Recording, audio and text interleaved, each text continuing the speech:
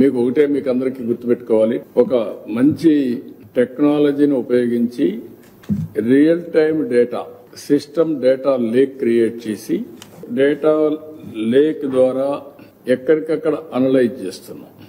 Real time data update చేస్తారు.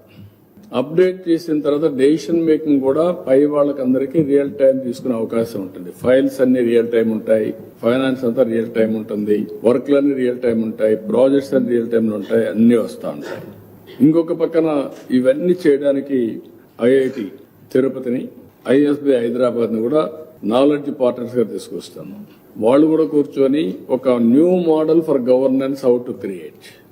ఇవన్నీ ఒక ఎత్తు అయితే, ఇంకో పక్కన పర్సనల్ ర్యాపో చాలా ఇంపార్టెంట్. నిన్న మొన్న ఈ క్రైసిస్ మొత్తం entire cabinet ministers on the field, entire MPs, MLAs, NDA కార్యకర్తలు అందరూ ఫీల్డ్ లో ఉన్నారు. ఎక్కడికక్కడ ఆదుకోవడంలో నేనైతే 1-2 సార్లు అందరికీ చెప్పాను. అందరూ కూడా ఫీల్డ్ లో ఉన్నారు, వండర్ఫుల్ వర్క్ చేశారు. వీళ్ళందరూ కూడా ఒక భరోసా ఇచ్చారు. పొలిటికల్ లీడర్షిప్ ఎప్పుడు కూడా పొలిటికల్ మొబిలైజేషన్ చేస్తారు, అందుకే పొలిటికల్ గవర్నెన్స్ అంటాం మనం. ఒక భరోసా ఇచ్చారు.